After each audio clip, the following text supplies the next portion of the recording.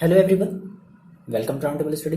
तो बच्चों देखो, आपने पिछले वीडियोस को देखा है और उसमें बहुत सी बातें आपको समझ में आ गई हैं कि किस तरीके से हमारा जो अपवर्तनांक होता था, निरपेक्ष अपवर्तनांक क्या चीज़ें होती हैं, कैसे लेते हैं, कैसे पढ़ते हैं, है ना। ये आपको बहुत सारी चीज़ें समझ में आएंगी। वो अलग बात है, जब हम इसके जब न्यूमेरिकल्स को जब सॉल्व करेंगे तो आपको और चीज़ें बहुत ही अच्छे से क्लियरली समझ में आएंगी। फिलहाल देखो, अब हमारा जो नेक्स्ट टॉपिक है वो है गोलीय लेंसों द्वारा अपवर्तन। अभी हमने क्या पढ़ा था? अभी हमने पिछले टॉपिक में हमने ये पढ़ा था कि किस तरीके से हमारा प्रकाश जो है वो परावर्तन होता है मिरर के द्वारा, है ना, दर्पण के द्वारा। अब यहाँ पे हमें समझना है लेंसों के द्वारा। तो सर गोलीय लेंसों के द्वारा अपवर्तन को समझने से पहले हम ये समझते हैं कि सर हमारे पास जो लेंस, ये जो एक वर्ड है ना लेंस, सर इसका क्या मतलब है, इस लेंस का क्या मतलब है। देखो, लेंस को अगर हम सिंपल से एक लैंग्वेज में अगर हम ये कहें तो बेसिकली दो पृष्ठों से घिरा हुआ एक ऐसा कोई पारदर्शी माध्यम, है ना।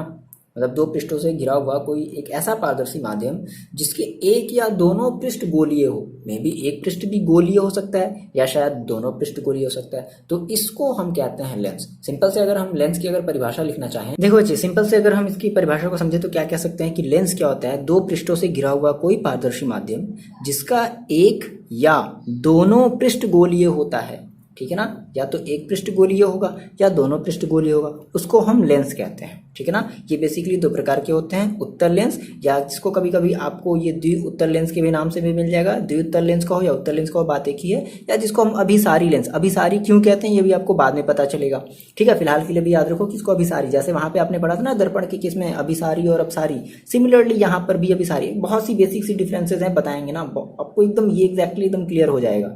दूसरा हमारा जो टाइप का होता है वो हमारा होता है अवतल लेंस, जिसको कभी कभी हम द्विअवतल भी कहते हैं। क्यों कहते हैं, अभी आप जब फिगर देखोगे तो आपको ये पता चलेगा। और हम इसको अपसारी लेंस भी कहते हैं। अब या देखो, यहाँ से बहुत सारी बातें आपकी माइंड में आ रही होंगी। देखो, सबसे पहले देखो, अगर हम बात करें उत्तल लेंस की, ठीक है ना, अगर हम बोल रहे हैं कि सर ये उत्तल लेंस की, सबसे पहले हम बात करते हैं, थोड़ी सी कुछ बेसिक सी बातें समझते हैं। अगर आपको ये चीज़ें अगर क्लियर होंगी तो आपको आने वाले इसके टॉपिक में कोई बहुत ज़्यादा प्रॉब्लम नहीं होगा। देखो, उत्तल लेंस, अब सर ये तो किताबी बातें हो गई कि सर उत्तल लेंस है, अवतल लेंस है, ये नाम तो सर हम भी जानते हैं। सर पहचानने का सर कुछ तरीका बताइए। देखो, जैसे आपने कहा उत्तल लेंस, तो आपको ये बताओ, पहले आपको उत्तल दर्पण बनाने आता था? याद है, आप उत्तल दर्पण कुछ ऐसे बनाते थे? बताओ, बनाते थे कि नहीं बनाते थे? इस तरीके से बनाते थे ना। यानी कि बात समझना है ऐसे, देखो बहुत ही ध्यान से बात समझना, एकदम ये आपका क्रिस्टल क्लियर होगा कि सर उत्तल लेंस कैसे बनाएंगे, अवतल लेंस कैसे बनाएंगे। देखो, आपने कहा कि सर ये मेरा उत्तल दर्पण था, उत्तल आपका ये दर्पण था। तो आपने उत्तल दर्पण में क्या कहा कि हमारी सर जो प्रकाश आती थी वो इस तरफ पड़ती थी, यानी कि जो भाग मेरा उठा हुआ होता था, बात समझना, जो भाग मेरा उठा हुआ होता था वहां पे हमारी क्या होती थी, प्रकाश गिरती थी। तो आपको बनाना है उत्तल लेंस, यानी कि आपने पहले एक ये बना लिया। वास्तव में यहाँ पे हम सिंपल एक बनाने का आपको तरीका बता रहे हैं, ठीक है ना, कि किस तरीके से आप याद रखोगे। और उत्तर, वो चाहे लेंस हो, वो चाहे मिरर हो, वो चाहे दर्पण हो, हमेशा अपनी ऑब्जेक्ट को, हमेशा अपनी वस्तु को हम इधर बाएं साइड में रखते हैं, ठीक है ना, ताकि हमारी प्रकाश इधर से, हमेशा प्रकाश इधर की तरफ से गिरती है, हमेशा याद रखना। तो हमारी ये उत्तल लेंस है, तो हमने क्या किया, हमने उत्तल की तरह, हमने उत्तल दर्पण की तरह हमने उत्तल लेंस का हमने एक फिगर बना लिया। अब बेसिकली क्या होना है कि अब यहाँ से प्रकाश को अपवर्तित होना है। अपवर्तित की मतलब कि वो दूसरे इधर इधर की तरफ आनी है, तो इधर की तरफ आनी है। अब देखो, अब यहाँ पे क्या हुआ कि आपने प्रकाश एक डाली, है ना, ये आपकी कोई प्रकाश जो है वो इस पर गिरी, और वो किस किस सरफेस पर गिर रही है, मतलब उसका जो सतह है वो उठा हुआ है। तो अब बात याद रखना कि जब प्रकाश जब यहाँ से जब निकलेगी, है ना, तो वो भी एक उठे हुए सरफेस से ही निकलेगी। आगे बातें समझ, आगे बातें समझ। उत्तल का मतलब क्या हुआ कि प्रकाश यहाँ से ऐसे आई, ठीक है, मान लो ये प्रकाश ऐसे आई, ये ऐसे आ रही है, ऐसे आ रही है, ऐसे आ रही है, ठीक है।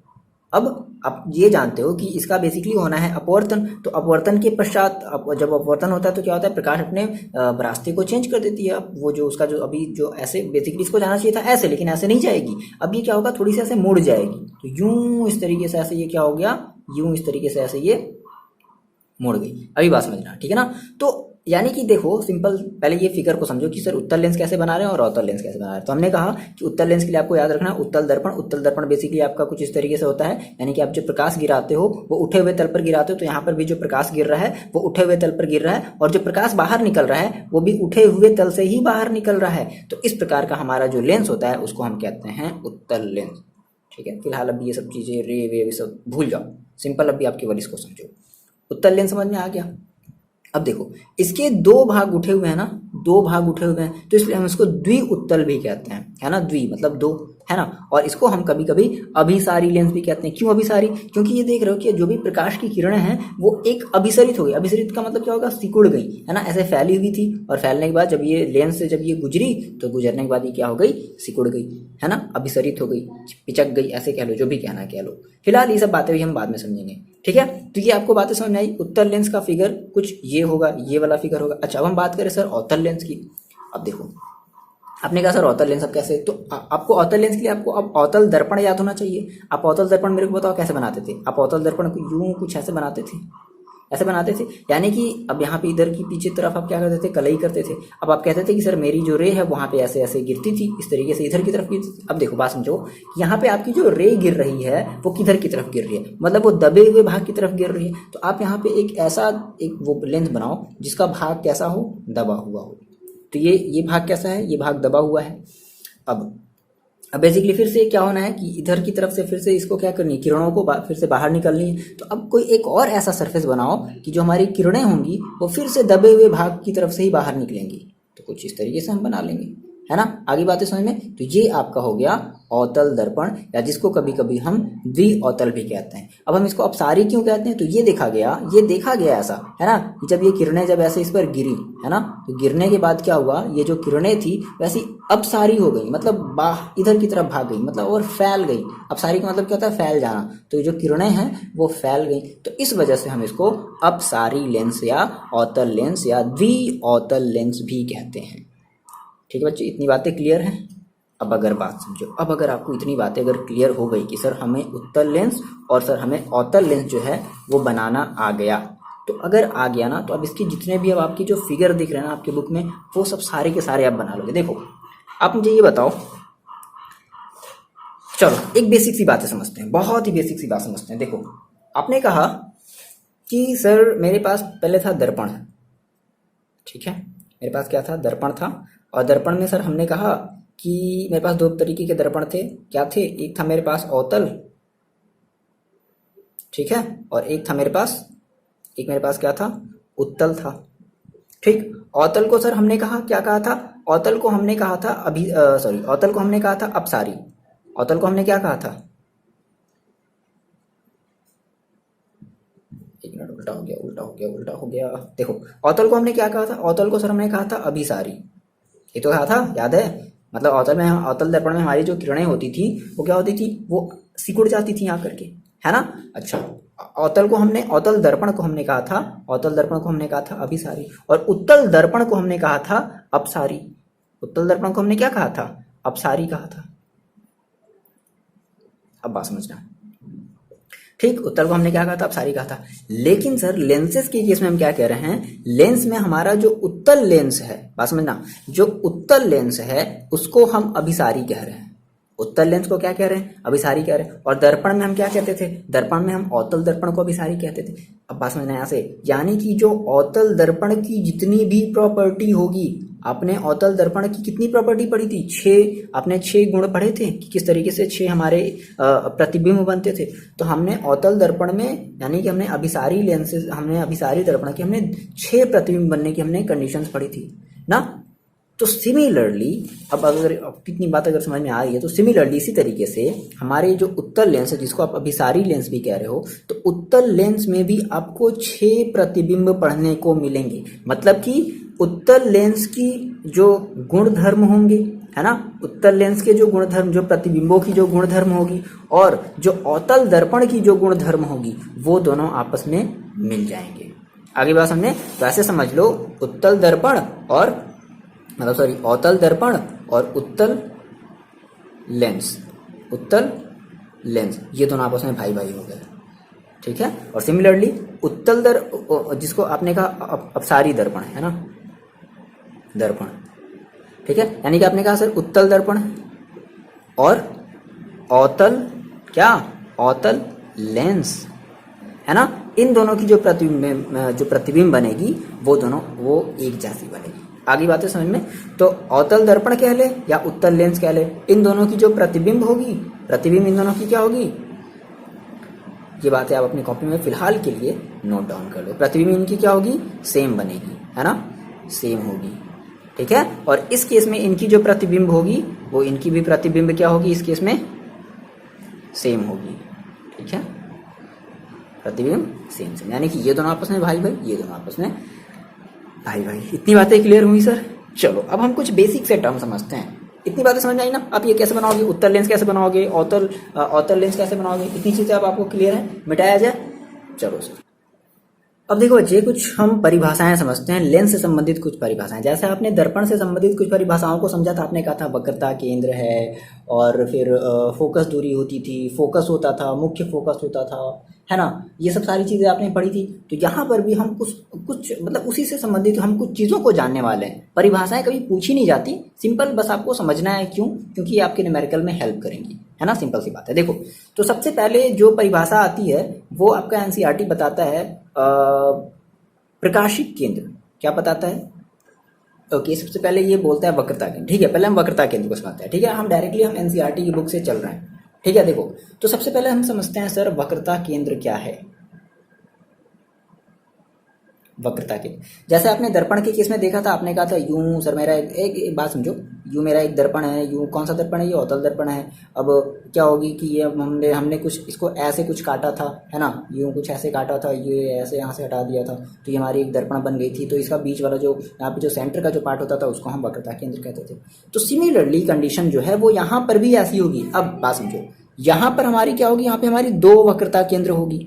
क्यों होगी, बात समझो, दो वक्रता केंद्र होंगी। ऐसा क्यों होगा सर, बात समझो। आपने कहा सर फॉर एग्जांपल हम अगर बात करें हम अगर बात करते हैं उत्तल लेंस के लिए, है ना, तो उत्तल लेंस हमारा यूं कुछ ऐसे होता है क्या, यूं होता है ना, यूं। अब देखो, अब आपने कहा कि सर मेरा जो उत्तल लेंस है एक ये वाला है, देखो एक ये वाला है, बात समझना, एक ये है। तो अगर ये एक गोला है, वो वाला गोला नहीं, है ना, ये अगर एक गोला है तो इसका जो वक्रता केंद्र होगा वो कहीं यहाँ पर होगा, ठीक है। और सिमिलरली एक ये वाला भी, इस वाले गोले को, ये वाला भी किसी एक गोले का ही हिस्सा है, तो इस वाले गोले को भी किसी गोले को ही काट करके बनाया गया होगा, ठीक है। तो इस वाले गोले का भी क्या होगा, एक यहाँ पे कहीं वक्रता केंद्र होगा। आगे बातें समझें तो हम ये कहेंगे कि हमारा जो लेंस के केस में हमारे जो वक्रता केंद्र होंगी वो दो दो वक्रता केंद्र होंगी, है ना, केंद्र होंगी, ठीक है, दो दो वक्रता केंद्र होगी। तो एक वक्रता केंद्र को हम कहेंगे C1 और एक वक्रता केंद्र को हम कहेंगे C2।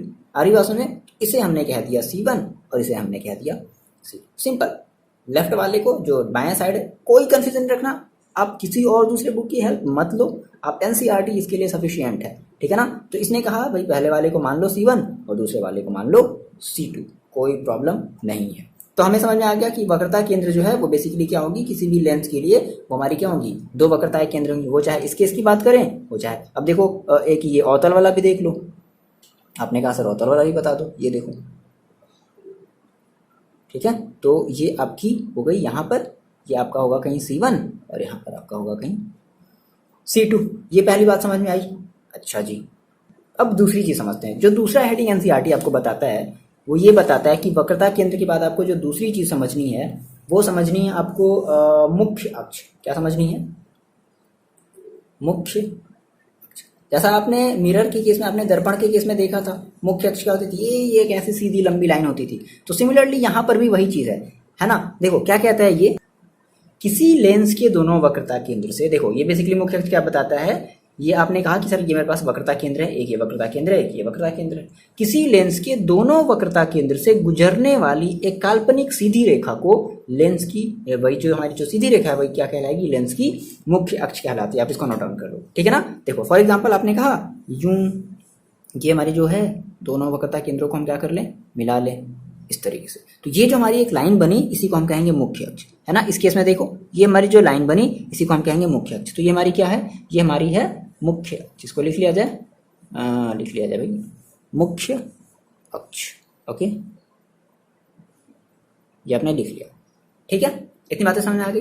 नेक्स्ट हम जो थर्ड हेडिंग है वो समझते हैं। थर्ड हेडिंग हम समझते हैं प्रकाशिक केंद्र को। एनसीईआरटी थर्ड हेडिंग क्या बताता है कि भाई आप पहले प्रकाशिक केंद्र को समझो।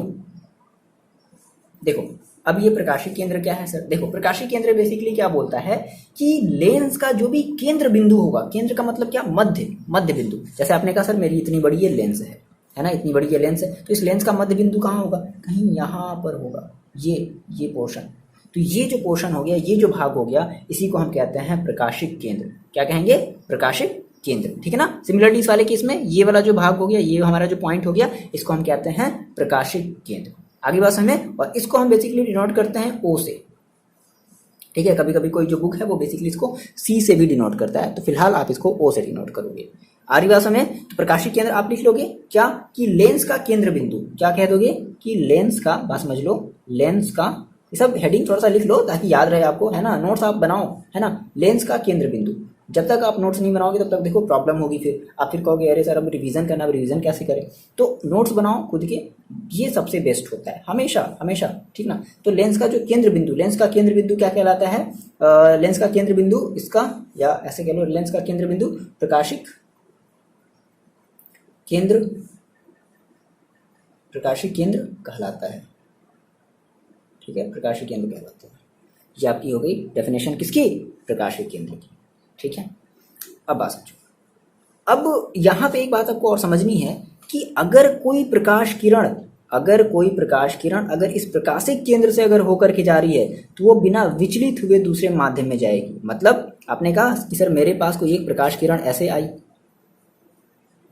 ठीक है। अब इसको बेसिकली क्या आपने क्या पढ़ा है कि सर अपवर्तन में तो हमारी जो किरणें हैं वो मुड़ जाती हैं, लेकिन नहीं, है ना। ये जो प्रकाश किरणें हैं, हाँ, अगर ये प्रकाशिक केंद्र से अगर होकर के जा रही है तो ये सीधे ऐसे चली जाएगी, है ना। इसमें कोई भी विचलन नहीं होगा। आ रही बात समझ में? वो चाहे आप ऐसे ले जाओ, ठीक है, चाहे ऐसे ले जाओ, वो हमेशा सीधे चले। ये बेसिकली अभी हम रूल अभी आगे पढ़ेंगे, फिलहाल के लिए अभी इतना ही याद रखो। अच्छा सर एक और चीज समझते हैं, यहाँ पे एक और चीज हम समझते हैं सर, द्वारक। सर ये द्वारक क्या चीज़ है? देखो द्वारक, मान लो आपने कहा कि सर मेरे पास ये एक लेंस थी, यहाँ पे मान लो m है और यहाँ पे m डैश है ना। तो इसकी जो भी व्यास होगी m डैश की, ये जो भी लेंथ होगी ना, इसी को हम कहेंगे द्वारक, है ना। तो द्वारक आपने दिखा दिया अपने कॉपी में कि द्वारक हमारी बेसिकली क्या है, जो m डैश है वही हमारा द्वारक, यानी कि लेंस का क्या कह सकते हैं? लेंस का व्यास। तो लेंस की हमारी जो व्यास होगी, व्यास का मतलब कि हमारा जो भी डायमीटर है वही हमारी क्या कहलाई जाएगी? द्वारक कहला जाएगी, ठीक है। अब इस लेंस से संबंधित आपके दो मोस्ट इंपॉर्टेंट टॉपिक और बचे हैं, जिनमें बच्चों को बहुत ज़्यादा कन्फ्यूज़न होता है, जिनकी हम बात करते हैं फोकस बिंदु की, है ना। इसको हम कहते हैं मुख्य फोकस,